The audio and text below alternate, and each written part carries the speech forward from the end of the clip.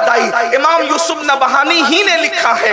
اصل میں یہ ہوتا ہے، اللہ اکبر، بادشاہ لوگ جو ہوتے ہیں ان کے مکمل کردار کی آپ تائید نہیں کر سکتے۔ بادشاہ کتنا بھی نیک ہو، وہ اچھا کام بھی کرتا ہے، برا کام بھی کرتا ہے۔ اسی طرح سے ایک بادشاہ گزرا ہے جس کا نام تیمور لنگ ہے۔ تیمور لنگ کا نام کوئی نہیں جانتا، امام یوسف نبہانی نے اس کو لکھا ہے۔ اللہ اکبر، تیمور لنگ بادشاہ لوگ ہوتے ہیں، اس لیے کہ بادشاہوں کو سب کو لے کر کے چلنا پڑتا ہے، تو اچھے بھی کام کرتے ہیں، برے بھی کام کرتے ہیں۔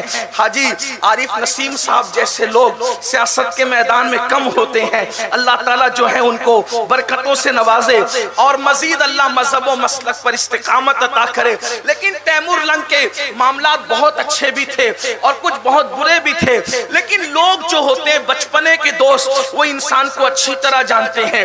بیوی، ماں، باپ، بھائی، بچپن کا دوست، یہ انسان کے مکمل کردار سے واقف ہوتے ہیں۔ تیمور لنگ کا انتقال ہوا، موت کے بعد کسی نے دیکھا ایک تخت بچھا ہوا ہے، اللہ کے رسول اس تخت پر جلوگر ہیں۔ آپ توجہ فرمائیں، اہل البیت کی تعریف کا صلہ کیا ہے؟ اللہ اکبر، تیمور لنگ انتقال کے بعد کیا دیکھا گیا؟ اس کے بچپنے کے دوست نے دیکھا تخت بچھا ہوا ہے، اللہ کے رسول جلوگر ہے اور حضور کے قدموں میں تیمور لنگ بیٹھا ہوا ہے۔ آپ اندازہ فرمائیں، شاید دنیا دار لوگوں کو اس کی اہمیت کا اندازہ نہ ہو کہ رسول اللہ کے قدموں میں بیٹھنے کا مقام کیا ہے۔ خدا کی عزت کی قسم، کروڑوں جنتیں قربان کر دیں عاشق، اگر رسول اللہ کے قدموں میں ایک لمحہ بیٹھنے کا موقع مل جائے۔ استاد زمن کہتے ہیں، اللہ اکبر، جو سر پہ رکھنے کو مل جائے نالے پاک حضور، تو پھر کہیں گے کہ ہاں تاجدار ہم بھی ہے۔ جب نالین مصطفیٰ کا یہ مقام ہے تو قدم ناز مصطفیٰ کا مقام کیا ہوگا؟ واللہ کروڑوں جنتیں قدم مصطفیٰ میں سمٹ آئی ہے۔ جب ماں کے قدموں کے نیچے جنت ہے تو سید العالمین کے قدموں کے مقام کا عالم کیا ہوگا؟ تیمور لنگ کو حضور کے قدموں میں بیٹھ کر کے دیکھا گیا، بیٹھا ہوا حضور کے قدموں میں، تو پوچھنے والے نے پوچھا، لہجہ دیکھو، بچپنے کا دوست تھا، او دشمن خدا، تو نبی کے قدموں میں بیٹھا ہے، یہ مقام تجھے کیسے ملا؟ او دشمن خدا، تو نبی کے قدموں میں بیٹھا ہے، یہ مقام تجھے کیسے ملا؟ اس لئے کہ جو تیمور کی زندگی پڑھ چکے وہ جانتے ہیں، کئی علماء کو انہوں نے قتل بھی کیا، غلط فہمی کی بنیاد پہ، بغض کی بنیاد پہ، تخت بچانے کی، جو بھی معاملات ہیں میں اس کی طرف کوئی بات نہیں کرتا، لیکن اتنا ضرور کہتا ہوں، تیمور لنگ کو اس کے دوست نے، بچپنے کے دوست نے رسول اللہ کے قدموں میں بیٹھے ہوئے دیکھ کر کے پوچھا، او دشمن خدا، تجھے نبی کے قدموں میں بیٹھنا کیسے نصیب ہوا؟ اس سے پہلے کہ تیمور کچھ کہتے، اللہ کے رسول نے فرمایا، یہ کیسا بھی تھا لیکن میری اہل بیت سے محبت کرتا تھا، اس لیے اس کو رسول اللہ کے قدموں میں بیٹھنے کا شرف مل گیا ہے۔ حضور کی آل پاک کی محبت کا صلہ یہ ہے۔ ایک حدیث ترمذی شریف سے پڑھ دوں، آئیے توجہ فرمائیں، پھر کربلا کے بعد کے واقعات پر جو مجھے حکم ہوا ہے اس پر گفتگو کا آغاز کرتے ہیں۔ لیکن آئیے ایک حدیث سنیے، علماء کرام کی توجہ، ہمیں جو جنت ملے گی انشاءاللہ، ہمیں جو جنت ملے گی وہ جنت ولیوں کی جنت کے برابر نہیں ہوگی۔ اگر آپ بات سمجھتے ہیں تو آپ کو سمجھ میں آئے گی۔ ہمیں جو جنت ملے گی، ہماری جنت ولیوں کی جنت کی طرح نہیں ہوگی۔ یہ بات سمجھتے ہیں؟ ولیوں کی جو جنت ہوگی، جو ان کو ان کے مقام اور مرتبے کے لحاظ سے عمل کی بنیاد پر اللہ اپنے فضل سے دے گا، ولیوں کی جنت صحابہ کی جنت کی طرح نہیں ہوگی۔ ٹھیک، صحابہ کی جنت انبیاء کی جنت کی طرح نہیں ہوگی، اور انبیاء جس جنت میں رکھے جائیں گے وہ جنت کا درجہ مالک جنت سید الانبیاء کے درجے کی طرح نہیں ہوگا۔ یہ ایک تفصیل ہے، آپ سب جانتے ہیں اور بہت آسان سی بات ہے۔ یعنی یوں ہی اگر کسی کو کسی کے جیسے آپ نے نمازیں پڑھ لی، اللہ نے کرم فرمایا تو جو جنت آپ کو ملے گی، آپ کی کتنی نمازیں ہوں، کتنے ہی حج ہوں، آپ ولیوں کے برابر والے درجے میں نہیں پہنچ سکتے۔ یہ بات ہے، آپ کی کوئی نئی بات نہیں ہے اور میں کوئی نئی بات کر بھی نہیں سکتا۔ کیوں؟ اس لیے کہ دین 1400 سال پہلے کا ہے، نئی بات کوئی لا نہیں سکتے۔ لیکن آپ اگر بات یہ فلسفہ سمجھتے ہیں تو توجہ کرنا، اور اگر صرف یہی بات میری آپ سمجھ کر اٹھ گئے تو میرا آنا کامیاب، آپ کا بلانا کامیاب۔ آپ کے عمل پر قدرت نے کرم کیا اور اللہ نے جو جنت دی وہ ولیوں کی جنت کی طرح نہیں ہوگی۔ غوث پاک کی جنت کا درجہ جدا ہوگا اور نمازیوں کی جنت کا درجہ جدا ہوگا، صابر کلیر کی جنت کا درجہ جدا ہوگا اور نمازیوں کی جنت کا درجہ جدا ہوگا۔ لیکن یہ سن لو، عوام کی جنت سے بہتر علماء کی جنت کا درجہ، علماء کی جنت سے بہتر، علماء کی جنت سے بہتر درجہ ولیوں کا، ولیوں کی جنت کا درجہ اس سے بہتر شہداء کا، شہداء کی جنت کے درجے سے بہتر صحابہ کا، ان سے بہتر درجہ، ان سے بہتر درجہ انبیاء کا، اور سب سے بہتر درجہ کس کا؟ سید الانبیاء کا۔ بلکہ ایک بات اور سمجھاؤں آسانی کے ساتھ، امام اہل سنت کو اگر آپ پڑھتے لکھتے تو آپ کو سمجھ میں آئے گا، یہ جو سب کی جنتیں ہیں، جو میری آپ کی، علماء کی، شہداء کی، ولیوں کی، یہ جو سب کی جنتیں ہیں، بلکہ صحابہ کو بھی لے لیں، ان سب کی جو جنتیں وہ کیا ہیں؟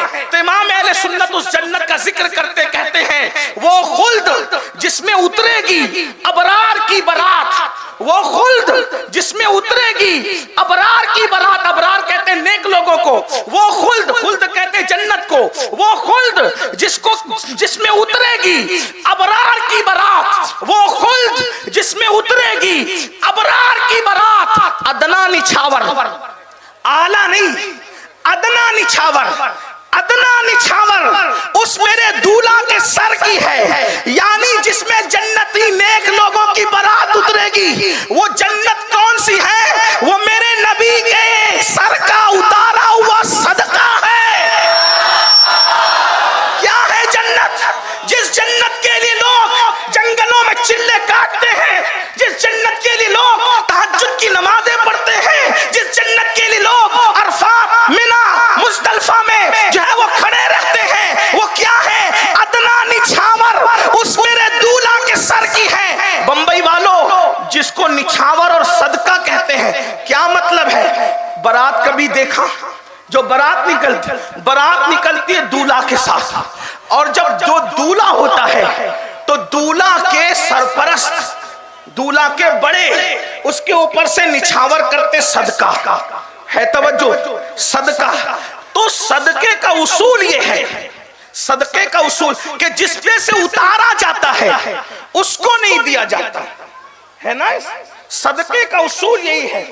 بلکہ کسی کلاش غریب مفلس پر سے بھی صدقہ اتارا جائے تو اس کو نہیں دیا جائے گا، کیوں؟ اس لیے کہ غیرت عشق کے خلاف ہے، جس کا صدقہ اسی کو دینا غیرت عشق کے خلاف ہے۔ تو یہ جو سب کی جنت ہے یہ کس کا صدقہ ہے؟ ادنا نچھاور اس میرے دولہا کے سر کی ہے، یعنی یہ سب جنتیں جو ہیں میرے نبی کے سر کا اتارا ہے، تو جس کا اتارا ہوتا ہے اس کو نہیں دیا جاتا، تو ماننا پڑے گا جب یہ جنتیں نبی کا صدقہ ہے تو یہ صدقہ نبی کو نہیں دیا جائے گا۔ نبی کی جو جنت ہوگی یہ اس جنت کے علاوہ ہوگی، نبی کی جو جنت ہوگی یہ اس جنت کے علاوہ ہوگی۔ اب اس جنت میں نہ حاجی جا سکے گا، نہ نمازی جا سکے گا، نہ شہید جا سکے گا، نہ مجاہد جا سکے گا۔ اگر نماز کی بنیاد پہ کوئی نبی کی جنت میں جانا چاہے انٹری نہیں ہوگی، روزے کی بنیاد پہ نبی کی جنت میں جانا چاہے داخلہ ممنوع ہوگا۔ کیوں؟ اس لیے کہ جس کی اوقات اور حیثیت نہیں اس درجے میں جانے کی وہ جا نہیں سکتا۔ نماز پڑھ کے تمہیں اپنے درجے کی ملے گی، علماء کے درجے کی نہیں ملے گی، تو نبی تو دور کی بات ہے، سید الانبیاء تو دور کی بات ہے۔ لیکن بمبئی کے مسلمانوں سن لو، اللہ اکبر، بہت بڑی بات کہہ رہا ہوں مگر حدیث کی روشنی میں کہہ رہا ہوں، واللہ اپنے عمل کی بنیاد پر آپ علماء، اولیاء اور صحابہ کی جنت میں نہیں جا سکتے، لیکن رسول اللہ نے ایک عمل ایسا بتا دیا ہے کہ نبی کے ساتھ جنت میں رہنا ملے گا، نبی کے درجے میں جنت میں رہنا ملے گا۔ وہ عمل ہے, ترمذی شریف کی حدیث ہے, آقا فرماتے ہیں جو مجھ سے اور میری اہل بیت سے سچے دل سے محبت کرے گا تو جنت کے جس درجے میں میں محمد رہوں گا اسی درجے میں اہل بیت سے محبت کرنے والے.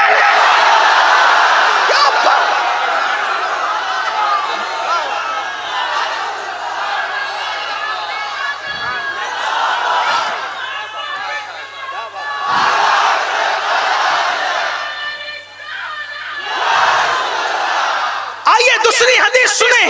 ایک مرتبہ اللہ کے رسول علیہ السلام سیدہ فاطمہ الزہرا کے حجرے میں تشریف لائے, مولائے کائنات سو رہے تھے. آقا نے فرمایا فاطمہ تم اور میں یعنی محمد الرسول اللہ, حضور کے بولنے کا انداز دیکھیں, فاطمہ تم اور میں یعنی محمد رسول اللہ, حسن اور حسین اور یہ جو بندہ سو رہا ہے یعنی علی, ہم 5 تن یعنی 5 تن جنت میں ایک ساتھ رہیں گے, ایک قبے کے نیچے ایک ساتھ رہیں گے. قربان جائیں رسول اللہ کا ساتھ 5 لوگ 4 لوگ اور ہوں گے 5 تن. سیدہ کریم باپ کی کریم شہزادی کو ماننے والے یاد آ گئے, عرض کی بابا ہم تو ایک ساتھ رہیں گے لیکن ہم سے محبت کرنے والے کہاں رہیں گے؟ آقا نے فرمایا بیٹی جہاں ہم رہیں گے محبت کرنے والے وہیں.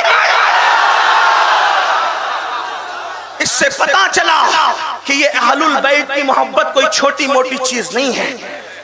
لیکن ایک بات کہوں آپ سے, بات اسی طرف لے جاؤں گا, لیکن ایک بات, اب ہم سب کہتے ہیں ہم محبت کرتے ہیں, لیکن محبت کا نام ہم نے کڑے پہننا رکھ لیا, ڈورے پہننا رکھ لیا, کپڑوں کا کلر محبت کے نام سے منسوب ہو گیا. میرے بھائی اگر کپڑوں کا کلر کسی کو محب اہل بیت بناتا تو پھر کپڑوں کی دکان سب سے بڑی محب اہل بیت ہوتی. اگر کڑے کسی کو محب اہل بیت بناتے تو پھر کڑوں کی دکان سب سے بڑی محب اہل بیت ہوتی. کڑے, ڈورے, کپڑے یا پھر کوئی مخصوص رسمیں. اور اگر ہمارے بزرگ لوگ برا نہ مانے تو یہ بھی کہہ دوں چند ڈرم شربت بھی کسی کو مکمل محب اہل بیت نہیں بنا سکتے, چند کھچڑے کی دیگے بھی کسی کو محب اہل بیت نہیں بنا. یہ نشانی ہے, اس کا انکار نہیں, یہ تو ہمارے باپ دادا کرتے آ رہے ہیں, کرتے ہیں, کرتے رہیں گے. لیکن اتنا ضرور کہتا ہوں یہ چیزیں جو شربت ہے, نیاز ہے, نظر ہے, 10 12 دن کی محفلیں, اگر اسی سے کوئی محب اہل بیت بنتا تو پھر آپ سے پوچھتا ہوں کہ علی اکبر کی جوانی کیوں لٹتی؟ علی اکبر کی جوانی کیوں لٹتی؟ آپ غور کریں, آپ کے گھر میں بھی بیٹے ہوں گے, آپ کے گھر میں بھی بیٹے ہوں گے. مصطفیٰ جان رحمت کی نالین کے صدقے میرے گھر میں بھی ہے. اللہ آپ کے بچوں کو بھی سلامت رکھے, ہمارے بچوں کو بھی سلامت رکھے. لیکن بچے تیز سے بائک بھگا دے تو باپ کا آفس میں دل نہیں لگتا, وہ تیز سے بائک بھگا کر کے گیا, پتہ نہیں اس کا کیا حال ہوگا. دل دھڑکتا ہے. جیسے جیسے بچے جوان ہوتے جاتے ہیں ویسے ویسے ماں باپ کی امیدیں اور وابستہ ہوتی جاتی ہے. شادی کا دولہا تو ہر باپ بناتا ہے, لیکن امام حسین اس باپ کا نام ہے جس نے اللہ کے دین کے لیے اپنے بیٹے کو شادی کا نہیں بلکہ شہادت کا دولہا بنایا ہے. اب آپ سے پوچھتا ہوں اگر کربلا کو رسم کے طور پر سمجھتے ہو تو پھر آپ میں اور روافض میں کیا فرق ہے؟ لیکن اگر آپ واقعی سواد اعظم کے ماننے والے ہو تو ہمارے نزدیک کربلا رسم نہیں بلکہ حقیقت ہے. کربلا عشق کی امتحان کا نام ہے, کربلا عشق کی امتحان کا نام ہے, کربلا وفا کی آبرو کا نام ہے, کربلا حقیقتوں کے معیار کا نام ہے, کربلا وفاؤں کو کی تجدید کا نام ہے, کربلا اللہ اکبر دین کے تحفظ کا نام ہے, کربلا شریعت کی حفاظت کا نام ہے, کربلا اللہ و رسول سے وفا کے اظہار کا نام ہے. کربلا یہ بتا رہا ہے ایک طرف دین ہے. اب سنو, اگر کربلا سننے آئے ہو تو سن لو, ایک طرف دین ہے اور دوسری طرف خوبصورت بیٹا. کیسا خوبصورت بیٹا؟ میں چیلنج کرنے کا عادی نہیں، کیونکہ میں کوئی محقق اور علامہ فہامہ نہیں، ایک چھوٹا سا طالب علم ہوں، لیکن اس مقام پر میں چیلنج کیے بغیر نہیں رہوں گا۔ مشرق سے لے کے مغرب تک، شمال سے لے کے جنوب تک جاؤ، چراغ لے کر نہیں بلکہ سورج لے کر کے ڈھونڈ لو، حسین کے علی اکبر جیسا بیٹا آج کسی کے گھر میں نہیں ہوگا، کیونکہ تمہارا بیٹا یا تو دادی کے مشابہ ہے یا دادا کے، تمہارا بیٹا یا نانی کے مشابہ یا نانا کے، تمہارا بیٹا یا ماں کے مشابہ یا باپ کے۔ حسین کا شہزادہ علی اکبر تو اللہ کے محبوب محمد رسول اللہ کے ہم شبیہ، ایسا خوبصورت بیٹا ایک طرف، اللہ کا دین ایک طرف، کربلا کیا ہے؟ ایسا خوبصورت ہم شبیہ پیغمبر، ہم شبیہ رسول، تصویر مصطفیٰ، تنویر مرتضیٰ، 18 سال کا کڑیل جوان ایک طرف، اللہ کا دین ایک طرف۔ غیب سے ندا آتی ہے، حسین کس کو چنتے ہو، دین کو یا ہم شبیہ پیغمبر بیٹے کو؟ توجہ کرنا، اس کو کربلا کہتے ہیں۔ کربلا بہت سنا، بدلے کیوں نہیں اب تک؟ کربلا بہت سنا، نمازی بنے کیوں نہیں اب تک؟ کربلا بہت سنا، دینداری کتنی آئی؟ کربلا کا بیان سن کر اٹھتے ہو اور لڑکیوں پہ پاپ کی نظر ڈالتے ہو، کیا ہے؟ کربلا کا بیان سن کے اٹھتے ہو اور اسی رات کو پھر نشہ کرتے ہو۔ کربلا کا بیان سن کے اٹھتے ہو اور گھر جا کر کے ماں کو پھر وہی دکھ دیتے ہو۔ کربلا تو وفا کا نام ہے۔ جو اپنی ماں کو راضی نہ کر سکا وہ امام حسین کو کیا منہ لے کر جائے گا؟ اس لیے کہ امام حسین تو ماں کے ایسے وفادار تھے، پوری زندگی امام حسن اور امام حسین نے 6-7 سال کی عمر تھی ماں کی حیات میں، ماں کے ساتھ بیٹھ کے ایک برتن میں کھانا نہیں کھایا۔ توجہ آپ کی، ہمیں امام حسین کے صرف 3 دن اگر زندگی کے یاد کر لیں تو ہم کہاں سے کہاں پہنچ جائیں۔ امام حسن اور امام حسین نے 6 سال اور 7 سال کی عمر تھی دونوں بھائیوں کی، ماں کے ساتھ ایک برتن میں بیٹھ کر کھانا نہیں کھایا۔ کسی نے کہا حسن، حسین تمہاری ماں کتنی نیک ہے۔ آپ کی توجہ ہے، راستے میں تھوڑا آنے جانے والوں کو راستہ دے دیں، بیٹھنے کی جگہ نہیں کوئی بات نہیں، لیکن توجہ میری طرف ہو، میں بہت خاص بات کر رہا ہوں، توجہ کرنا۔ آپ کی ماں بہت نیک ہے، نیکوں کے ساتھ کھانا کھانے سے تو مغفرت ہوتی، آپ اپنی امی کے ساتھ نہیں کھاتے۔ امام حسین کی امی نیک، نیک کہنے والا کہہ رہا نیک، آپ یہ مت سمجھنا کہ رابعہ بصری کی طرح نیک، آپ یہ مت سمجھنا نفیسہ مصری کی طرح نیک۔ نیک تو نیک ہوتی ہے نا، لیکن نیک کیسی نیک؟ کیسی نیک بتاؤں؟ اللہ کے رسول فرماتے ہیں فاطمہ نے اپنی عصمت کی ایسی حفاظت کی، توجہ کریں حدیث پاک میں سیاہ ستہ کی روایت ہے، فاطمہ نے اپنی عصمت کی ایسی حفاظت کی کہ اللہ نے قیامت تک فاطمہ کی اولاد پر جہنم کی آگ کو حرام فرما دیا۔ جس کی نیکی کا صلہ قیامت تک کی اولاد کو نصیب ہو، اس کی نیکی کا عالم کیا ہوتا ہے؟ جہاں تمہارا سارا نیکیوں کا تصور ختم ہو جائے، اس سے بڑھ کر سیدہ کی نیکی ہے۔ لے آؤ پوری دنیا میں کوئی ایسی خاتون، کسی مذہب میں، کسی مسلک میں، کسی قوم میں، کسی برادری میں، کون ہے فاطمہ الزہرا؟ تو میرے امام اہل سنت کہتے ہیں جس کا آنچل نہ دیکھا مہو مہر نے، مہو مہر کہتے ہیں چاند و سورج کو۔ ہاں آپ بہت اچھا سن رہے ہیں، جب میں شعر پڑھتا ہوں امام اہل سنت کے تو لوگوں سے کہتا ہوں کاش میں اس کو دلی اور لکھنؤ میں پڑھتا تو مجمع چپ نہ رہتا، لیکن ممبئی والے بھی شعر سمجھتے ہیں، ہاں اس لیے کہ وہاں کے مہاجرین یہاں رہتے ہیں۔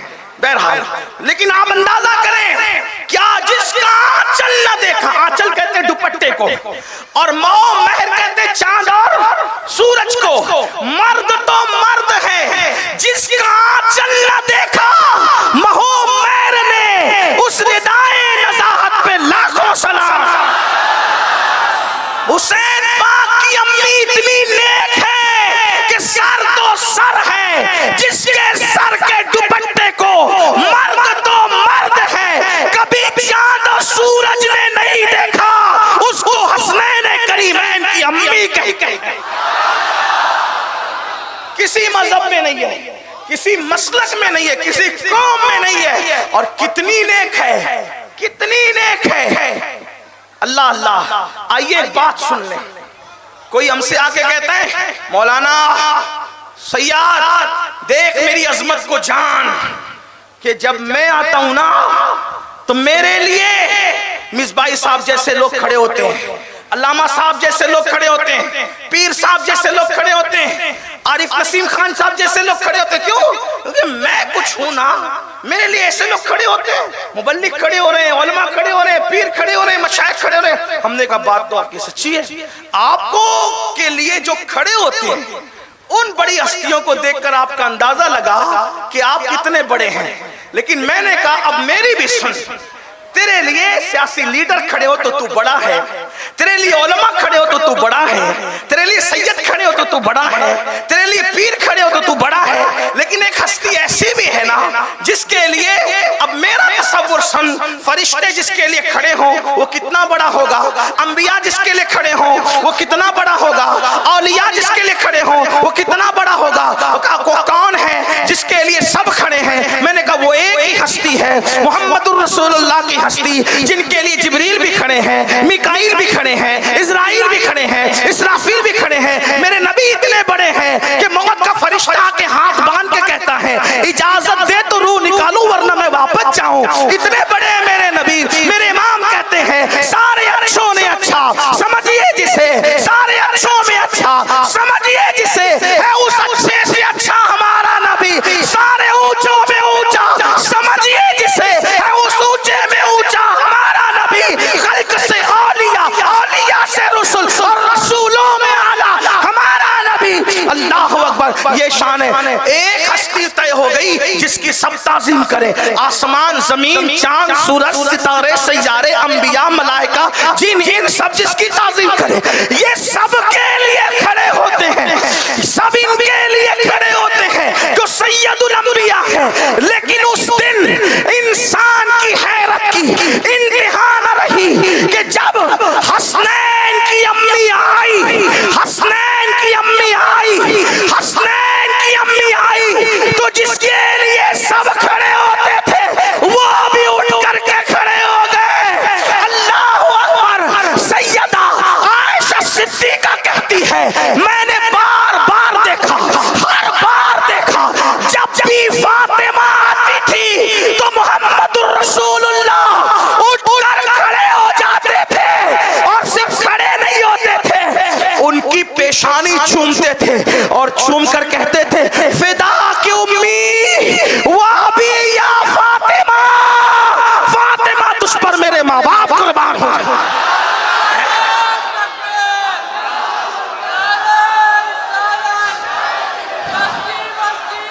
لاؤ نا کوئی ایسی ہستی کا تصور تو لاؤ.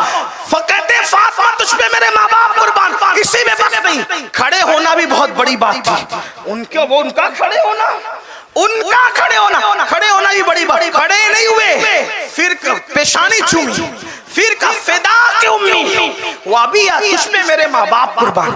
اسی میں بس نہیں, اپنی جگہ چھوڑ دی اور اپنی جگہ پہ سیدہ کو بٹھایا. اپنی جگہ. یہ میں آپ سیاست اٹھا گئے, میں آپ کے سامنے سیاح کی روایت پڑھ رہا ہوں. آپ غور کریں, ایک ایک حدیث کا ذمہ دار ہوں. لوگ کہتے ہیں کہ اہل بیت بیان کرتے وقت یہ لوگ گلو کرتے ہیں. ہم نے کہا گلو تم کو لگتا ہے اس لیے کہ ہمارے یہاں ماخذ ہی ایسے ہیں. ایک بات اگر بات آئی, ایک بات اور کہہ دوں,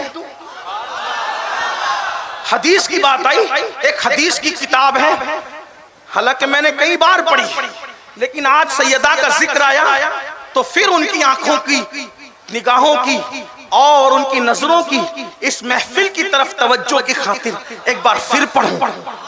کتاب کا نام ہے نظم العالی, مصنف کا نام ہے سید محمد بلگرامی.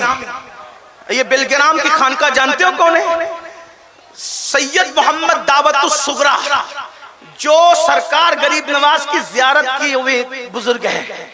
اور وہ غریب نواز کے پاس گئے مریدوں نے, تو غریب نواز نے فرمایا کہ آپ چلے جائیں قطب الدین کے پاس, آپ کا حصہ وہاں ہے. یہ بات زبانی سنیے، لیکن بہرحال یہ کتابوں میں لکھا ہے کہ وہ مرید بھی ہیں اور خلیفہ بھی ہے کس کے؟ حضرت بابا قطب الدین بختیار کاکی کے، یعنی وہ پیر بھائی ہیں سیدنا بابا فرید الدین گنج شکر کے. سمجھ گئے آپ؟ یہ بلگرام شریف خانقاہ، اسی خانقاہ کے ایک شہزادے ہیں، ان کا نام ہے سید محمد بلگرامی، کتاب کا نام ہے نظم العالی. اب اس کتاب کے اندر ایک حدیث ہے، اس کو سن لیں. کہنے والا کہہ رہا ہے نا کہ بڑی نیک ہے آپ کی امی فاطمہ، کتنی نیک ہے، اس کو سنیں. ایک مرتبہ سیدہ کائنات مخدومہ کائنات، ہم لوگوں کو تو یہ بھی حکم ہے کہ بار بار نام نہ لینا، اس لیے کہ نام کی بھی حرمت ہے. آقا فرماتے ہیں میں نے میری بیٹی کا نام فاطمہ اس لیے رکھا کہ اس پر بھی جہنم حرام ہے، اس کے محبت کرنے والوں پہ بھی جہنم حرام. یہ بخاری شریف کی روایت ہے، بخاری میں موجود ہے. میں نے نام اس لیے رکھا اپنی شہزادی کا آپ غور کریں نام کیا ہے. اسی لیے ہمارے امام اہل سنت اعلی حضرت نے اپنی پوری کلام ہدایت کے بخشش میں سیدہ کی جتنی تعریف کی ہے، میں ایک طالب علم کی حیثیت سے جب میں نے اس کو پڑھا، کبھی نام فاطمہ انہوں نے نہیں لیا. وقت کا 108 علوم و فنون کا مجدد نام نہیں لیتا، القابات سے تعریف کرتا ہے. جیسے سیدہ ظاہرہ، طیبہ طاہرہ، جان احمد کی راحت پہ لاکھوں سلام، جس کا آنچل نہ دیکھا مو مہر نے، اس ردائے نزاہت پہ لاکھوں سلام. نام نہیں القاب ہے. مولا گلبن، رحمت زہرا، سبتین اس کی کلیاں پھول، اس میں بھی نام نہیں ہے. صدیق و فاروق و عثمان، حیدر ہر ایک اس کی شاہ، نام نہیں ہے. کیا بات رضا اس چمنستان کرم کی، زہرا ہے کلی، یہاں بھی نام نہیں ہے، زہرا ہے کلی جس میں حسین اور حسن پھول. ایک شعر اور سن لیں، اللہ اکبر. ایک جگہ اور ساجی سیدہ کا ذکر کیا، نام نہیں لیا، کہا نور. کہیں زہرا کا، اب یہاں نور کہہ رہے، سیدہ کو نور کہہ رہے. نور، بنت نور، زوج نور، ام نور. لوگ کہتے ہیں سنیوں کیا ذکر اہل بیت نہیں ہوتا. میں نے کہا ان دو مصروں کی مثال لا کے بتا. اقبال نے سیدہ کی شان بیان کی 6 مصروں میں. یہ امام اہل سنت کا عشق رسول ہے. ایک مصرے میں اتنی نسبتیں بیان کر دی. اور ایک بات بتاؤں، اگر اردو زبان جاننے والے زندہ ہے تو بات پوچھتا ہوں، ایک ہی نور ہے اور ہر جگہ الگ الگ معنی میں. نور معنی ہے سیدہ فاطمہ، بنت نور معنی ہے رسول اللہ، زوج نور معنی ہے علی مرتضی، ام نور ایک کا معنی امام حسن، ایک کا معنی امام حسین. نور، بنت نور، زوج نور، ام نور. اب دوسرا پھر نور آ رہا ہے، نور مطلق کی کنیز. جس خدا کی بندی ہے وہ بھی نور ہے اپنے شان کے مطابق. دیکھیں تو صحیح، نور. میں تو جب پڑھتا ہوں تو سوچتا ہوں کہ پورے سنیوں کے بچے کو یہ 2 مصرے یاد ہو جائیں. نور، بنت نور، زوج نور، ام نور، نور مطلق کی کنیز. اللہ نے نما نور کا یہاں بھی نام نہیں لیا. اندازہ کریں جس کا نام لینے سے ایسے لوگ احتیاط کریں، جس کا نام لینے سے ایسے لوگ، ٹھیلا چڑھانے والا نہیں، چائے بیچنے والا نہیں، سبزی فروخت نہیں، 108 علوم و فنون کا ماہر مجدد جس کا نام لینے کی ہمت نہیں کرتا، اس کو حسنین کی امی سیدہ فاطمہ کہا جاتا ہے. ہمارے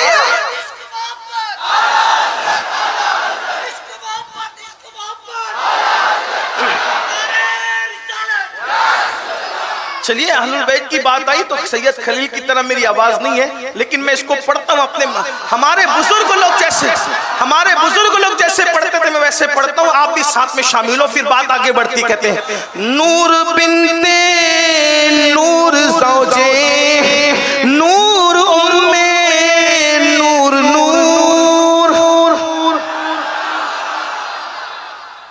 اہل منبر بھی اگر کھائے ہیں تو وہ بھی اہل بیت کے ٹکڑے کھائے تو میرے ساتھ ملیں. ہاں اس لیے کہ منبر والوں کو دیکھ کر کے نیچے والوں کے حوصلے بلند ہوتے ہیں. اور ذکر اہل بیت میں کیا شرمانا، اللہ نے تو زبان اسی لیے دی ہے.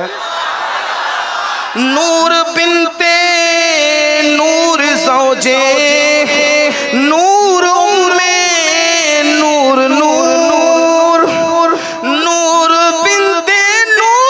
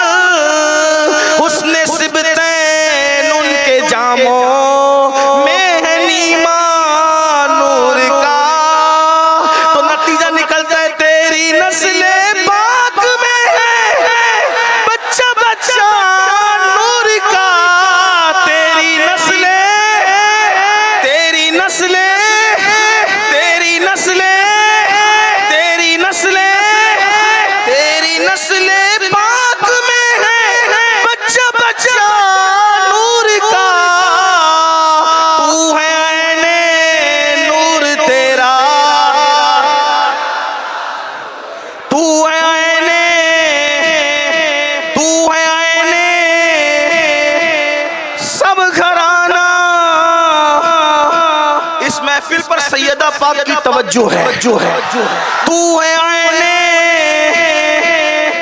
سب گھرانا،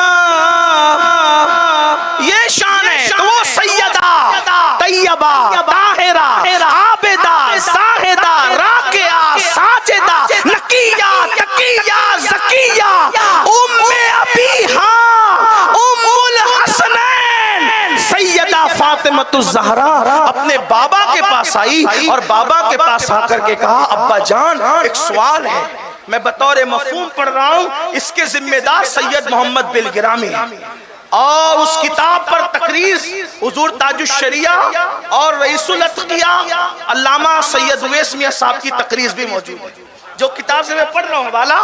اس کا مطلب آپ یہ نہ سمجھے کہ مجھ میں لوگ یہ کہتے ہیں کہ یہ تھوڑا سا جب اہل بیت بیان کرتا ہے تو ٹریک سے ہٹتا ہے، لیکن میں کہتا ہوں کوئی مجھ سے پوچھے تو صحیح نہ کہ اگر اتنی کتابوں کا نام لے کر بھی اگر میں جو ہے وہ آپ کو گلو کرنے والا لگتا ہوں تو میں کہتا ہوں شاید آپ کو پتہ ہی نہیں ہے کہ اہل بیت کی معرفت کس چیز کا نام ہے۔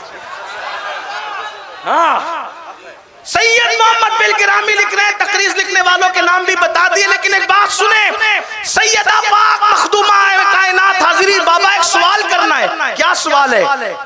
سب سے پہلے جنت میں کون جائے گا؟ کون کہہ رہا ہے؟ سیدہ بابا سے پوچھ رہی ابا جان جنت میں سب سے پہلے کون جائے گا؟ سید العالمین نے فرمایا بیٹی تیرے بابا کے سوا کون جائے گا؟ ہاں آپ نے شیر پر جتنی بلند آواز سے کہا اس بات پر نہیں کہا، یہ بات بہت بڑی ہے، اور میری عادت نہیں کہ میں ہر دو جملے کے بعد کہوں کہ بولو سبحان اللہ، نہیں، میں تو آپ کے عشق پہ چھوڑتا ہوں، اہل بیت کے نام پہ چپ رہتے ہو یا بولتے ہو؟ اس نام پر تو مردوں کو بھی بولنا چاہیے، ہاں، اس لیے کہ کسی عمل پر خاتمے کی بشارت ایمان پر نہیں ہے، ایمان پہ خاتمے کی بشارت کسی عمل پر نہیں ہے، لیکن ایک عمل ایسے آقا فرماتے ہیں جو میری اہل بیت کی محبت میں مرے گا وہ ایمان پر مرے گا، اور صرف ایمان پر نہیں اس سے بڑا درجہ دیا، فرمایا شہادت کا مرتبہ نصیب ہوگا، اس سے بڑا درجہ دیا، جیسے دلہن کو سجا کر دولہا کے گھر لے جاتے ہیں ویسے محبان اہل بیت کو دلہن کی طرح سجا کر جنت میں لے جائے۔ ان روایات کو لکھا ہے علامہ فخر الدین رازی نے تفسیر کبیر میں، اس کا بھی حوالہ آپ کو یاد ہونا چاہیے۔ تو عرض کیا کر رہا تھا، سیدہ نے پوچھا بابا سب سے پہلے جنت میں آپ اس کو نہیں سمجھے کہ یہ بات کس کی طرف کس کے نشیمن پہ بجلی گرا رہی ہے؟ جو کہتا ہے نا طبقہ کہ ان کو پیٹ کے پیچھے ہی خبر نہیں، وہ قیامت کے بعد کی خبر بیان کر رہے ہیں، یہ بات ہے، آپ نے اس پہ توجہ نہیں دی۔ بابا سب سے پہلے جنت میں کون جائے گا؟ تو سرکار نے کیا فرمایا؟ تیرے بابا کے سوا کون جائے گا؟ فاطمہ تمہارے بابا جائیں، ارے مالک گھر کا مالک گھر میں پہلے نہ جائے تو پھر کون جائے؟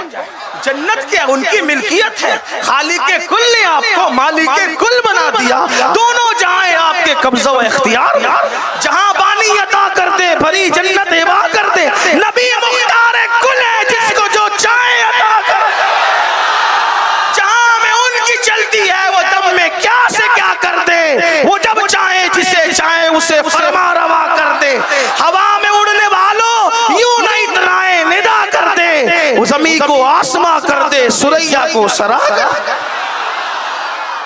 ان کی چلتی ہے، وہ مالک ہے وہ مختار ہے جسے جو چاہے عطا کر دے۔ کہا بابا جنت میں سب سے پہلے کون جائے گا؟ ارشاد ہوا تمہارے ابا جائیں گے، تمہارے باپ۔ اس کا مطلب اگر یہ کہنے کا کسی کو حق تھا کہ جنت میرے باپ کی ہے،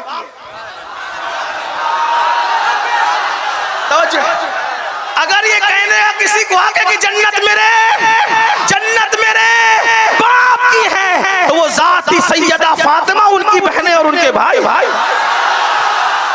لیکن جنت جس کے باپ کی تھی اور ہے اس کی کبھی ایک وقت کی نماز بھی نہیں چھوٹی، اور جن کو جنت کی خوشبو بھی نہیں ملی وہ جمعہ بھی 2 رکعت پڑھ کے ایسے بھاگتے ہیں جیسے اسکول سے چھٹی ہونے کے بعد اسکول کے بچے بھاگتے ہیں۔ ہنسنے کی بات نہیں ہے، آپ بتائیں جس کے باپ کی جنت ہے اس کی اس کی ایک رکعت بھی کبھی نہیں چھوٹی. رکعت تو رکعت، فرض تو فرض، نفل کا حال یہ ہے. اگر بہنیں پیچھے بیٹھی ہیں تو ان سے کہتا ہوں اگر آپ کا شوہر بڑی سے بڑی کمپنی کا مالک ہے تو آپ کو اس گھمنڈ میں نہیں رہنا چاہیے کہ جنت ملے گی. کمپنیوں کے مالک ہونے سے جنت نہیں ملتی. اگر دولت اور مال کی بنیاد پہ جنت ملتی تو نمرود کی بیوی کو جنت مل سکتی تھی، لیکن انجام کیا ہے؟ تو دولت پر نہ اتراؤ، دولت پہ گھمنڈ نہ کرو. اگر آپ بے پردہ ولیمے میں جا کر کے اپنے زیور پر کسی غریب عورت کا مذاق اڑا رہی اپنی دولت کی بنیاد پر، تو آپ کو اپنی آخرت مد نظر رکھنا چاہیے. اگر آپ بیوٹی پارلر میں جا کر کے اتنے پیسے خرچ کر رہے ہیں جتنا ایک غریب کے گھر کا راشن بھرا جا سکتا ہے، تو آپ کو سوچنا چاہیے آج بیوٹی پارلر میں تو نے اپنی چمڑی کو خوبصورت بنایا، لیکن بیوٹی پارلر میں چمڑی کو خوبصورت بنانے والی میری بہن اسی چمڑی کو قبر کے اندر قبر کے کیڑے کھائیں گے. نہ شوہر بچانے والا ہوگا، نہ بیٹا بچانے والا ہوگا، نہ ماں. یاد رکھنا بیوٹی پارلروں سے چمڑیاں نہیں بچتی. اگر چمڑیاں بچتی ہے تو وضو کی برکت سے بچتی ہے. نورانیت خوبصورتی کے آئٹم سے نہیں ہوتی، نورانیت تو سجدوں کی برکت سے ہوا کرتی ہے. ایک بات اپنی بہنوں کو بتا دوں، حالانکہ میرا عنوان وہ نہیں، مجھے جو عنوان دیا گیا تھا میں اس تک ابھی نہیں پہنچا، اس کے لیے میں منتظمین سے معذرت چاہتا ہوں. باتیں نکلتی گئی، میں بات لیکن سمیٹ رہا ہوں. لیکن توجہ چاہتا ہوں بہنوں سے، میری ماؤں میری بہنوں ذرا توجہ کرو.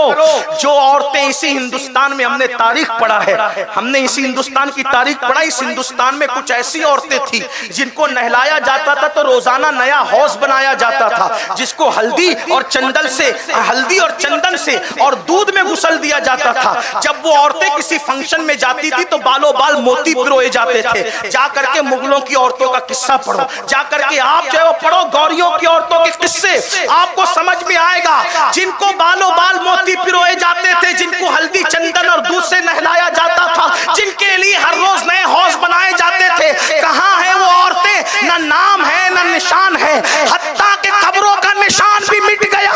لیکن وہ سیدہ جس کے گھر میں 2 مہینے تک چولہا نہیں جلتا تھا، جمعہ کا خطیب اس وقت تک خطبہ مکمل نہیں کرتا جب تک سیدہ فاطمہ کا نام نہیں لے.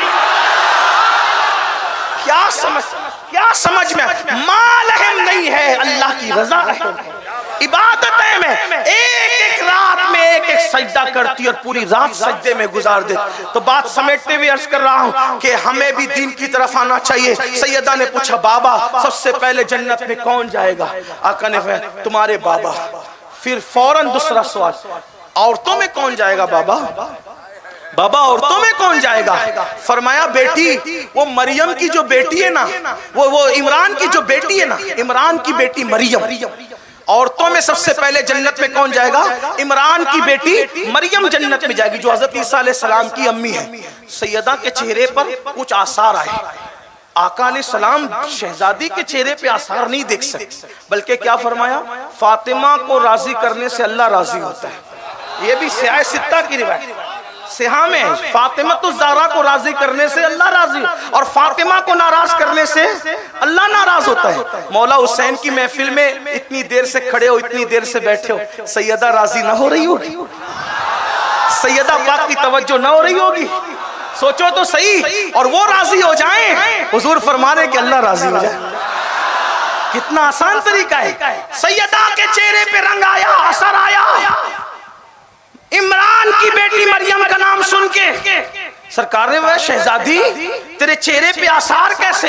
کہا بابا ہم نے تو عورتوں کا نام اس لیے لے لیا تھا، آپ نے جب کہا کہ جنت میں سب سے پہلے بابا جائیں گے میں جاؤں گا، تو ہم نے عورتوں کا نام اس لیے لیا کہ عورتوں میں کون جائے گا. تو میں نے سمجھا کہ آپ میرا نام لیں گے.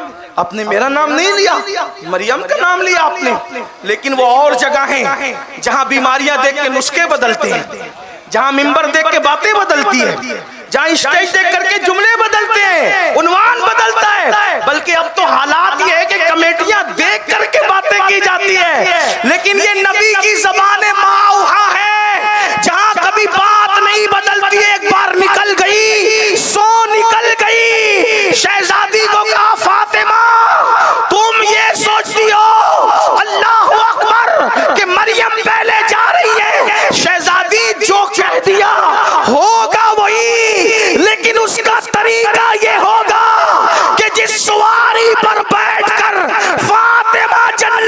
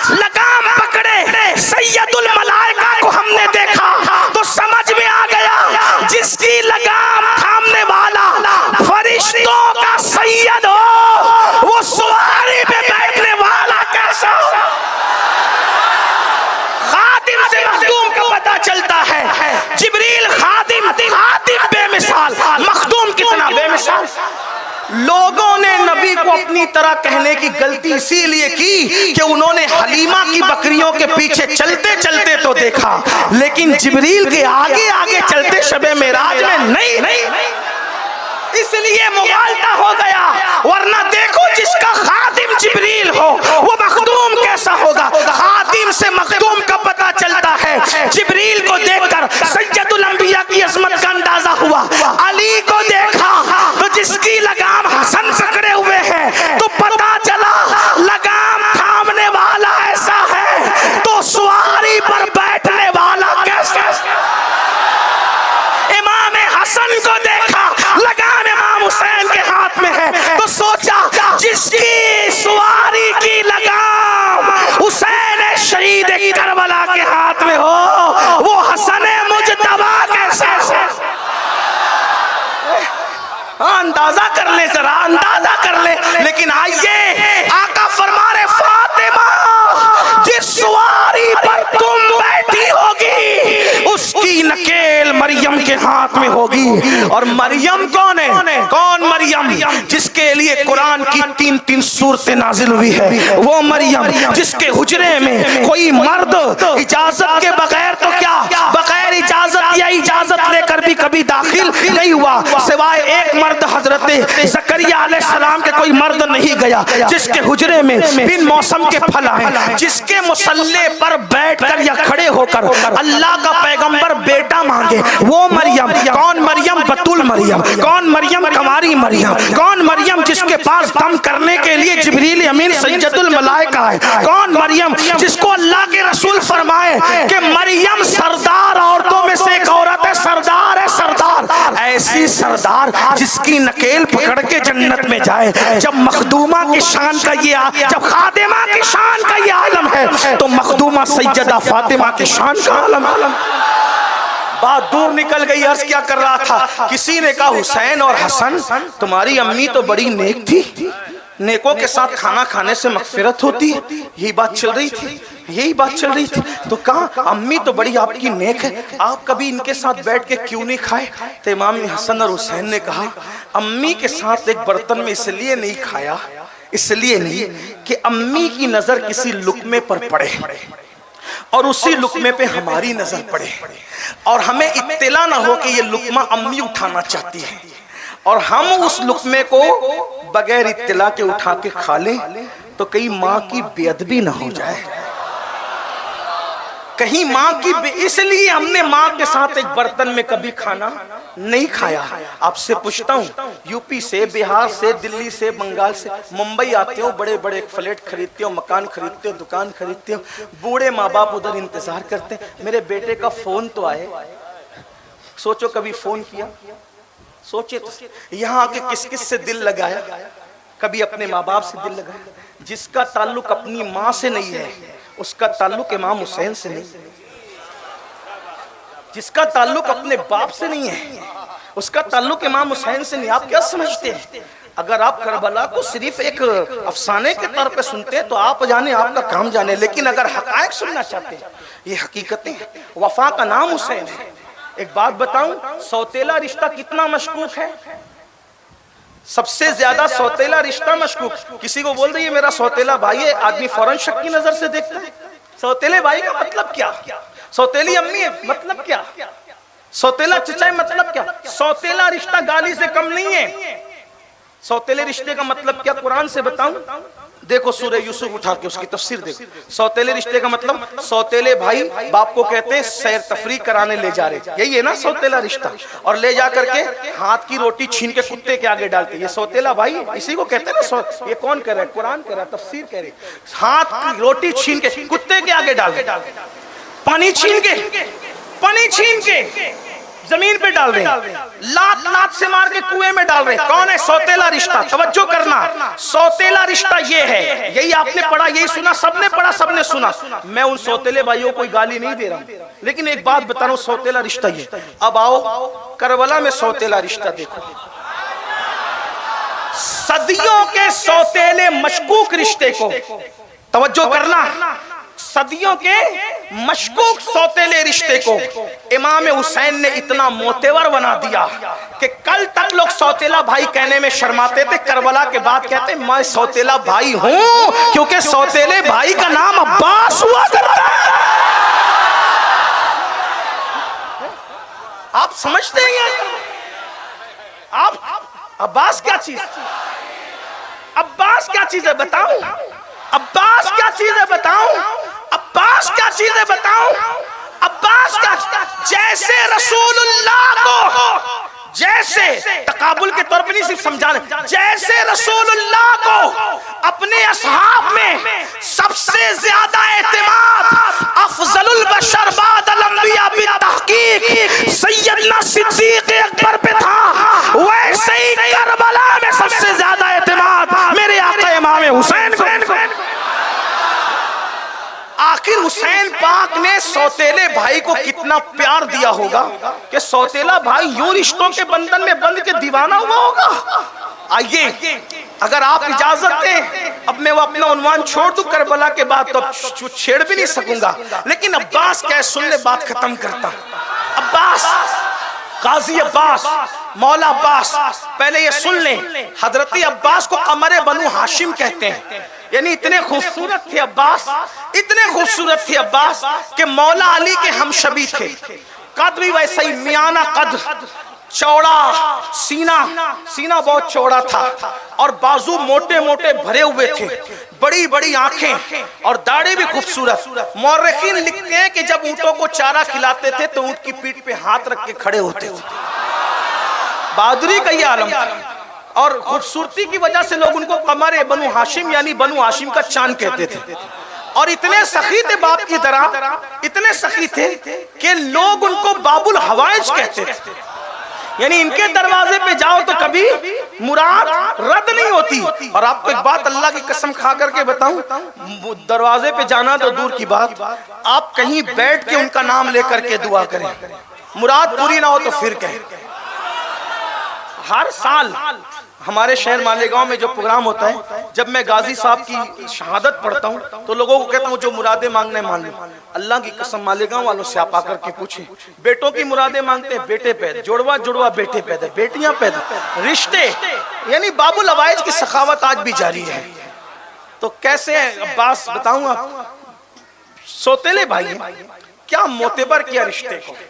ایک سوتیلا بھائی ادھر ہے، کتے کے آگے روٹی ڈال دی، پانی زمین پہ پھینکا، مار پیٹ کر کنویں میں ڈال۔ لیکن امام علی، یاد رکھنا، محبتیں وصول کرنے کے لیے محبتیں دینی پڑتی ہیں۔ آپ یہ نہ سمجھے کہ غازی عباس جو اتنی محبت کرے، بالکل کرنے محبت، لیکن امام حسین کا کیا رویہ رہا ہوگا سوتیلے بھائی کے ساتھ کہ بھائی نے اتنی محبت کی، اتنا پیار کیا، اتنی محبت کی کہ پوری زندگی کبھی بھیا نہیں کہا، کبھی بھیا نہیں کہا، ہمیشہ آقا کہا، مولا کہا۔ خوشی کے موقع پہ امام حسین نے ہاتھ پکڑ کے کہا آج خوشی کا موقع ہے، آج تو بھائی کہہ دے۔ نہیں، میں بھائی نہیں کہہ سکتا آپ کو، کیوں؟ کیونکہ آپ کی امی اور میری امی میں فرق ہے، باپ ایک ہے، آپ کی امی بنت پیمبر ہے، میری امی کنیز پیمبر ہے۔ کنیز کا بیٹا آقا زادی کو بھائی کیسے کہہ سکتا ہے؟ میں کہتا ہوں کاش اگر لوگوں کو عباس کی یہ فکر مل جائے، لوگ کتنی ہمت والے ہیں دنیا میں کہ لوگ نبی کو بھائی کہنے چاہیے۔ لوگوں کو پتا تو ہونا چاہیے وفا کے کچھ اصول ہوتے ہیں، سب کو بھائی کی صف میں نہیں کھڑا کیا جاتا، ادب کے کچھ تقاضے ہوتے ہیں۔ اگر اولاد آدم کی وجہ سے سبھی بھائی ہیں تو پھر اپنے ابا کو بھی بھائی کہا جا سکتا ہے، لیکن کوئی جرات نہیں کرتا۔ ادب کے تقاضے ہوتے ہیں، وفا کے تقاضے ہوتے ہیں۔ اللہ اکبر، تو کیا ہوا؟ غازی عباس میدان کربلا، 9 محرم گزر چکی، محرم کی 10ویں شب ہے، 10ویں شب ہے، امام علی مقام مہلت لیتے ہیں۔ شاید آپ نے سنا ہوگا، بہت سنا ہوگا، بار بار سنا ہوگا، لیکن اللہ والوں کے واقعات، اللہ کے لشکروں میں سے ایک لشکر ہے، اور اللہ والوں کے واقعات سننے سے دل زندہ ہوتا ہے۔ اور یہ اللہ والے نہیں تو پھر اللہ والے ہے کون؟ جن کے گھر میں آیتیں اتری یہی اللہ والے، جن کے لیے آیت تطہیر اتری۔ بہرحال تو 9 محرم گزر چکی، 10ویں شب آ چکی، امام علی مقام نے سارے جوانوں کو، آوان و انصار کو خیمے میں جمع کیا، اور جمع کرنے کے بعد امام نے ایک تقریر کی۔ دیکھو یہ لوگ میرے خون کے پیاسے ہیں، یہ لوگ میرے، اگر مجھے یہ مار ڈالیں گے ان کا کلیجہ ٹھنڈا ہو جائے گا، کیونکہ یزید کو خطرہ ہے تو میری ذات سے کہ جب تک میں رہوں گا وہ اپنا منصوبہ دین مٹانے کا پورا نہیں کر سکتا، اس لیے اس کو خطرہ مجھ سے، وہ مجھے مار ڈالے، میرے بچوں کو بھی نہیں وہ کچھ کرے گا، میرے گھر والوں کو بھی کچھ نہیں کرے گا۔ ایک کام کرو، تم سب لوگوں کو میں اجازت دیتا ہوں، اجازت ہے، ایک ایک میرے آوان و انصار میں سے ایک ایک میرے رشتہ دار کا ہاتھ پکڑے اور یہاں سے نکل کر چلا جائے، کسی دیہات میں چلے جاؤ، گاؤں میں چلے جاؤ، اور میں تم سے کوئی مواخذہ نہیں کروں گا، میں خود اجازت دے رہا ہوں، سب جاؤ۔ اب سنا تو سب رونے لگے، کیونکہ وہ وفادار لوگ تھے۔ امام حسن بصری کہتے ہیں کربلا میں جو 72 تھے وہ اپنے دور کے سب سے بہتر تھے۔ امام حسن بصری کا قول ہے جو 72 تھے کربلا میں وہ اپنے دور کے سب سے بہتر تھے، اللہ نے ان کا انتخاب کیا۔ تو آپ نے کہا کہ چلے جاؤ، وہ رونے لگے۔ امام نے کہا ایک کام کرو، چراغ جل رہا ہے، تم مجھے دیکھ رہے ہو، میں تمہیں دیکھ رہا ہوں، اس لیے تمہیں شرم آئے گی جانے میں چراغ بجھا دیتا ہوں۔ چراغ بجھا دیا، فرمایا جس کو جانا ہے چلا جائے، اب تو چراغ بھی نہیں جل رہا، میں کسی کو نہیں دیکھ رہا، مزید اگر کسی کو خیال ہے کہ میں اس کا سایہ بھی دیکھ لوں تو میں آنکھیں بھی بند کر لیتا ہوں، لیکن چلے جاؤ، اجازت ہے، اپنی جان نہ گنواؤ میرے لیے، چلے جاؤ، یہ مجھے دیکھیں گے، پائیں گے، تمہارا پیچھا نہیں کریں گے۔ بہت دیر تک امام خاموش بیٹھے رہے، پورے خیمے میں سسکیاں سسکیاں سسکیوں کی آواز بلند ہوئی۔ 72 میں سے کوئی ایک بھی تو جا سکتا تھا، ممکن تھا کوئی ایک بھی جاتا۔ جب بدر سے لوگ چلے گئے تو کربلا سے کیوں نہ جاتے؟ آپ کو نہیں پتا بدر سے میں نکلے تھے، بدر کے لیے نکلے تھے، لیکن آپ کو پتا ہونا چاہیے کہ عبداللہ ابن ابی اپنے آدمیوں کو ورگلا کے لے کے چلا گیا۔ احد میں نکلے تھے 1300 لوگوں کو عبداللہ ابن ابی ورگلا کے لے کے چلا گیا۔ میں تو نام پیش کر رہا ہوں، آپ تاریخ میں جا کر سیر میں جا کے اٹھائیں، ابن ابی لے گیا۔ جو حضور کا ساتھ چھوڑ کے لوگ جا سکتے ہیں، عبداللہ ابن ابی کے جماعت کے لوگ، تو امام علی مقام کا ساتھ چھوڑ کر کوئی ایک بھی تو جا سکتا تھا۔ آپ نے دیر تک کے سسکیوں کی رونے کی آواز سنی، اور پھر بہت دیر گزری تو چراغ تو خود ہی بیٹھے بیٹھے بجھا دیا تھا، لیکن چراغ اب جلوانے کی باری آئی۔ جب چراغ جلانے کی باری آئی تو کون گیا کون رہا، یہ تو اب چراغ جلنے کے بعد پتا چلے گا کہ کون گیا کون رہا۔ امام نے جب چراغ جلانے کی بات آئی، کتنا اعتماد تھا سوتیلے بھائی پر، آواز کسی اور کو نہیں دی، نہ بیٹے کو، نہ بھتیجوں کو، نہ دوسرے بھائیوں کو، کسی کو نہیں کہا عباس اٹھو چراغ جلاؤ، عباس اٹھو چراغ جلاؤ۔ یعنی حسین پاک کو کتنا اعتماد ہے، کون جائے گا کون رہے گا گارنٹی ہو نہ ہو، لیکن سب جا سکتے ہیں، میرا عباس نہیں جا سکتا۔ یہ رشتوں کا اعتماد ہے کربلا میں۔ آپ کربلا کو جس زاویے سے دیکھیں، آپ کو کربلا میں وہ سب نظر آئے گا۔ یہ عنوان ہے، اسٹڈی کریں، آپ کو کربلا میں سب نظر آئے گا۔ آگے پڑھ لوں، آپ کوئی مراد لینا ہے تو لے لیں۔ امام غازی عباس کی شہادت پڑھ دیتا ہوں آپ کے سامنے، تاکہ ایک شہادت ہی پڑھنے کا شرف مجھے مل جائے۔ تو غازی صاحب کربلا میں تھے، آپ نے چراغ جلا دیا، سب بیٹھے تھے اور رو کر کے کہتے تھے، آپ کے بچپنے کے دوست تھے امام حسین کے حضرت حبیب، ان کا کربلا میں الگ سے مزار ہے۔ حبیب کہتے ہیں حسین تیرے بعد کی زندگی پہ لعنت ہے، نہیں جینا چاہتا ہوں تیرے بعد۔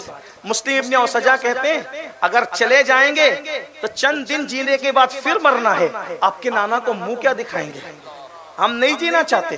سب روتے تھے، کہتے تھے کافی ٹھیک ہے جاؤ عبادت میں مصروف ہو جاؤ، آج آخری رات۔ صبح ہوئی، ہر صبح ہر وقت کوئی نہ کوئی اذان دیتا تھا۔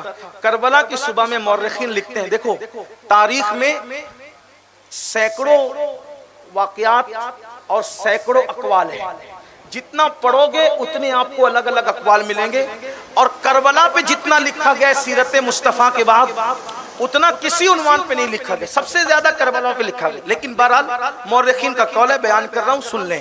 آقا امام علی مقام نے فرمایا آج اذان علی اکبر دیں۔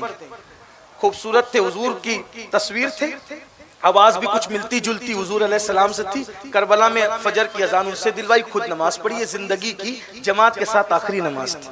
کربلا کا مارکا گرم ہوا، بہت سر کٹے اور بہت کچھ ہوا، لیکن جب حضرت سیدہ سکینہ، شہزادی سکینہ جن کو سکینہ بھی کہتے ہیں، اب میں جو ہے وہ نام کے تلفظ میں اپنی قوم کو اس لیے نہیں الجھاتا کیونکہ جو قوم بیچاری کرنے کا ترجمہ نہیں جانتی، اب ان کو میں کیا نام کے تلفظ سکھاؤں، جو کہتے آ رہے وہی کہتے رہو، اور اگر پھر پڑھ لکھ لو تو بات الگ ہے۔ لیکن بہرحال حضرت سیدہ سکینہ نے جو امام علی مقام کی 7 سال کی شہزادی تھی، انہوں نے بلایا غازی عباس کو اور مولا عباس کو بلا کے کہا چچا زندگی میں جو مانگا آپ نے ہر ہٹ پوری کی، ہر مراد پوری کی، ہر تمنا پوری، چچا آج پانی چاہتی ہے آپ کی بھتیجی، مجھے پانی چاہیے، اور پانی اپنے لیے کم میرے اصغر کے لیے زیادہ، 6 مہینے کا میرا بھائی ہے، ننھا سا معصوم۔ جب بھی میں ذکر کربلا میں بیان کرتا ہوں تو لوگوں سے کہتا ہوں کہ علامہ ارشد القادری نے جس معنی میں لکھا ہے میں اسی معنی میں کہتا ہوں،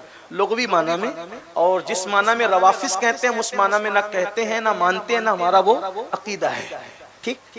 فرشتے اور انبیاء کے سوا ہم کسی کو معصوم نہیں مانتے، لیکن لغوی طور پر بے گناہ کے معنی میرا معصوم 6 مہینے کا بھائی ہے، اور کبھی مٹھیاں بند کرتا ہے، کبھی کھولتا ہے، کبھی پیر سمیٹتا ہے، کبھی پھیلاتا ہے، اور کبھی زبان سوکھی دکھاتا ہے، ہونٹوں پر زبان پھیرتا ہے۔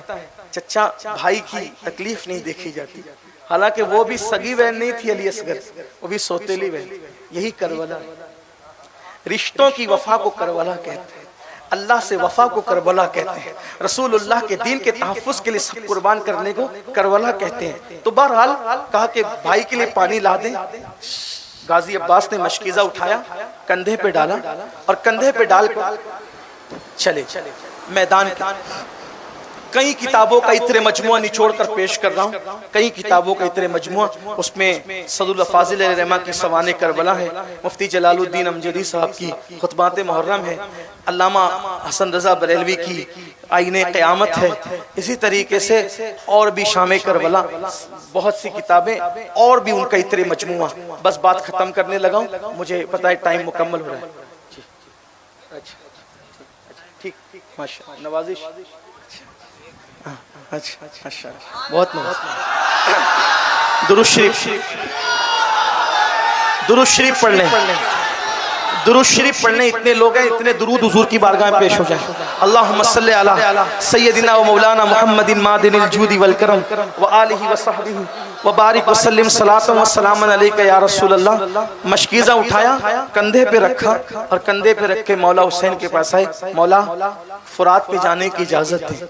امام علی مقام نے اوپر سے نیچے تک دیکھا، کہا صبح سے اب تک تو سب کے لاشیں اٹھا کر کے لاتا ہوں، خیمے میں رکھتا ہوں، اور جس کو دیکھو جو جاتا ہے واپس نہیں آتا، اور اب تم جاؤ گے، اور تم جاؤ گے تو میں جانتا ہوں کہ تم بھی واپس نہیں آؤ گے، حالات ایسے ہیں کہ واپس نہیں آؤ گے۔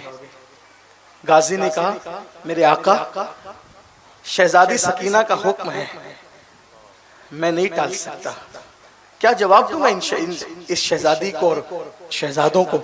آپ مجھے اجازت دیں، میں پانی لے کر آتا ہوں۔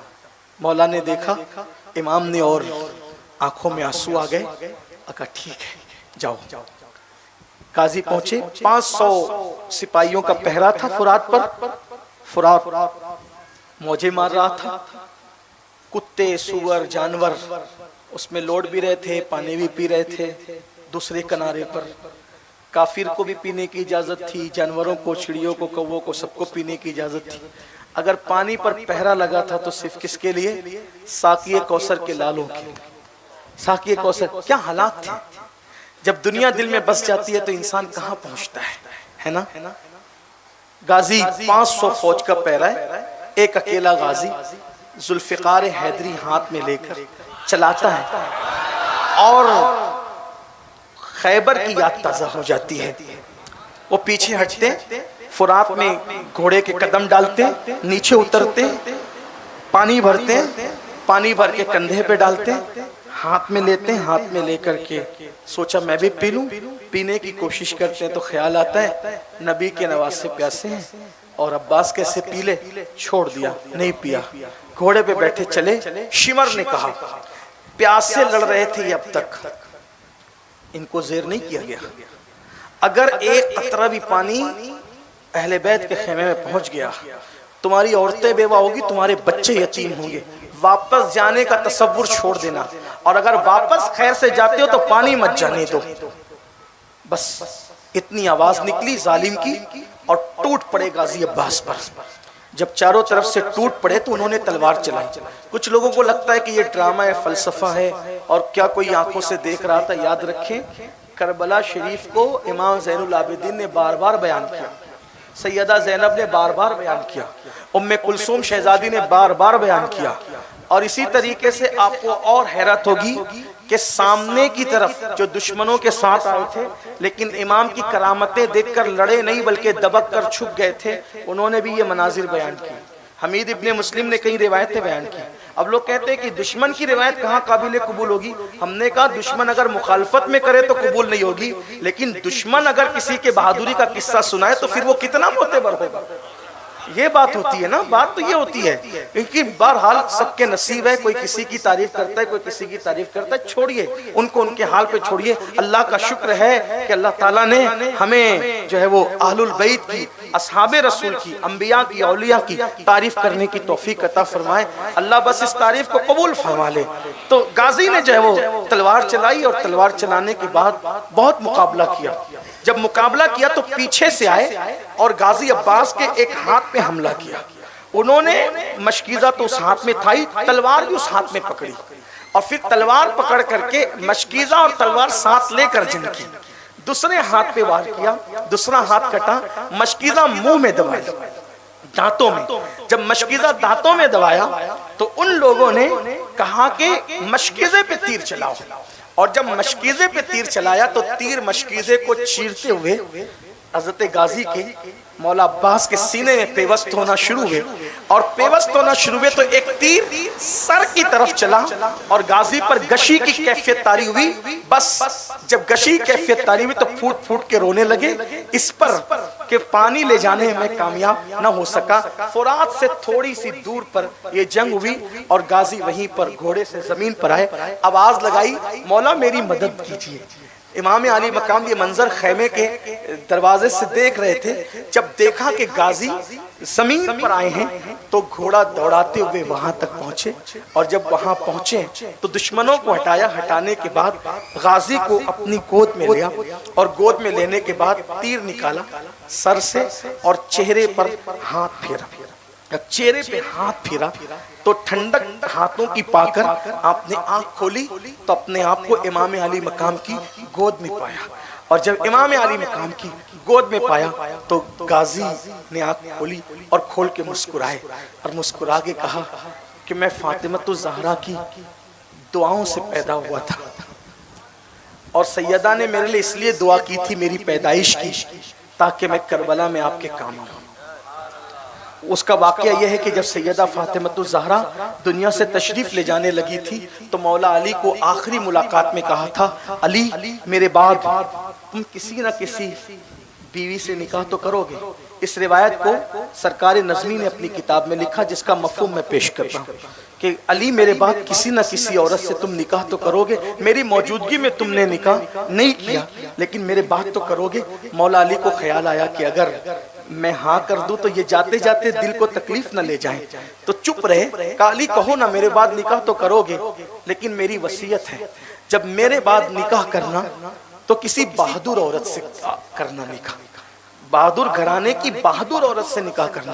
مولا علی نے کہا سیدہ اب تک تو خوبصورتی اور نسب اور یہ ساری چیزیں دیکھ کر نکاح ہوتے ہیں، یہ عجیب سی شرط نہیں ہے کہ بہادر عورت اور بہادر گھرانے کی عورت سے نکاح کرنا، اس کا کیا مطلب ہے؟ تو تب سیدہ نے کہا مولا علی سے میرے سرتاج جب میرا حسین کربلا میں ہوگا میں بھی نہ رہوں گی، آپ بھی نہ رہیں گے، حسن بھی نہ رہیں گے، بہادر عورت اور بہادر گھرانے کی عورت سے نکاح کرو گے تو اللہ اس کو بیٹے دے گا، اور اس کے بیٹے بھی بہادر ہوں گے، اور بہادر بیٹے کربلا میں میرے حسین کی مدد کریں گے، اس لیے بہادر سے نکاح۔ تو مولا عباس نے کہا امام علی مقام سے، مولا آپ کی امی کی دعا سے میں سیدہ کی دعا کا نتیجہ ہوں میں، اور انہوں نے اسی لیے ہمارے لیے دعا کی تھی کہ ہم آپ کے کام آئیں، آپ ہم سے خوش ہیں، راضی ہیں مولا؟ امام نے کہا رو کر کہا ہم راضی ہیں، میری کچھ وصیتیں مولا اس کو سن لیں۔ کیا وصیت ہے؟ آپ جو بھی شہید ہوتا ہے اس کا لاشا آپ لے کر جاتے خیمے میں رکھتے ہیں، لیکن میری وصیت یہ ہے کہ میرا لاشا آپ یہیں چھوڑ کر جائیں گے، خیمے میں مت لے جانا میرا لاشا۔ دشمن کے نرگے میں عباس میں تمہیں چھوڑ کے چلا جاؤں تمہارے لاشے کو؟ ہاں یہ جو چاہیں کر لیں، لیکن میرا لاشا خیمے میں اس لیے مت لے کر جانا کہ جب تک میرا لاشا نہیں لے جاؤ گے سکینہ شہزادی کو انتظار رہے گا کہ میرا چچا اب آئے گا، اب آئے گا، اب آئے گا، اور انتظار رہے گا تو اس کو صبر بھی ہوتا رہے گا، اس لیے میرا لاشا مت لے جانا۔ دوسری چیز، شہزادی کو پتہ مت چلنے دینا کہ عباس شہید ہو گئے، کیونکہ اگر عباس کی شہادت کی خبر ملے گی تو شہزادی کی ہمت ٹوٹ جائے گی۔ بس اتنی مولا میری گزارش ہے۔ امام سے یہ کہہ کر انہوں نے جی بھر کر کے چہرہ دیکھنے کی کوشش کی تو امام نے بھی ان کا ہاتھ پکڑا اور کہا تیری تو ہر مراد پوری کروں گا میرے غازی، لیکن تو بھی تو میری ایک مراد پوری کر دے، تو بھی تو میری ایک مراد پوری کر دے۔ مولا آپ کی کیا مراد ہے اور میں کیسے مراد پوری کر سکتا ہوں؟ تو نے زندگی میں کبھی حسین کو بھائی نہیں کہا، ایک مرتبہ بھائی کہہ دے دنیا سے جاتے جاتے، بس میری مراد پوری ہو جائے گی۔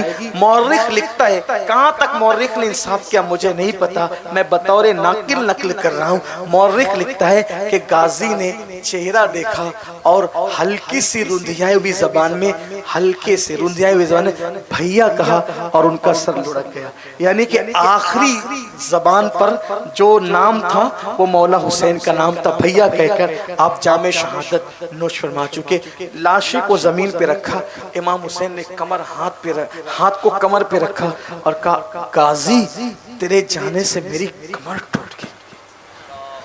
بیٹے کی شہادت پر بھی یہ بات نہیں تھی، بیٹے کی شہادت اور سوتیلے بھائی کی شہادت میں کہ تیرے جانے سے میری کمر ٹوٹ گئی، عباس تیرے بعد جینا بھی کیا جینا ہے۔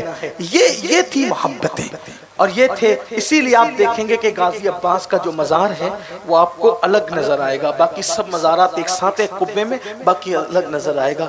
جب یہ سب شہادتیں ہو گئی، سب شہید ہو گئے، امام شہید ہو گئے، علی اکبر سب شہید ہو گئے، تو آپ کی شہادت کے بعد، امام علی مقام کی شہادت کے بعد ہمارے بزرگوں نے لکھا امام حسین کے جسم اطہر سے یزیدیوں نے کپڑے بھی نکالے، ساری جو لاشیں خیمے میں پڑی تھی ان کو اٹھا کر کے میدان میں لائے، سب کی گردنیں الگ الگ کی اور ایک ایک لاش پر 10 گھوڑے مقرر کیے اور 10 گھوڑوں سے ایک ایک کی لاش روندی۔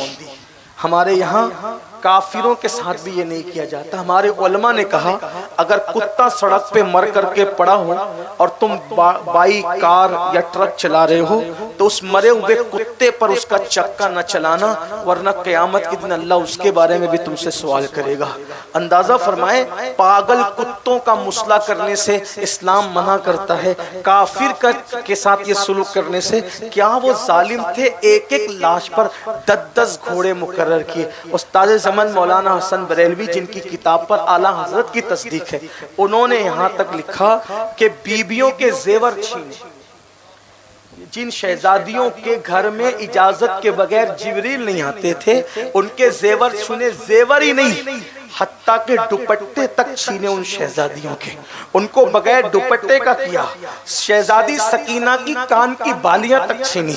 شہزادی سکینہ نے سوچا کہ کافر بھی یتیموں پہ رحم کرتے ہیں، اگر میں بتاؤں گی کہ میں یتیم ہوں تو مجھ پہ رحم کریں گے، تو شہزادی سکینہ نے کہا میں حسین کی یتیم بیٹی ہوں۔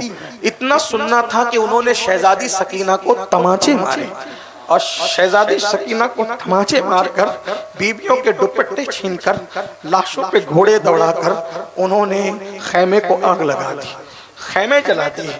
خیمے جلائے تو حمید بن مسلم کہتا ہے، وہ یزیدیوں کے لشکر میں تھا، کہتا ہے ایک عورت تھی اونچے قد کی، وہ کبھی آگ پہ چل کے خیموں میں جاتی اور کبھی آگ پہ چل کے خیمے سے باہر آتی۔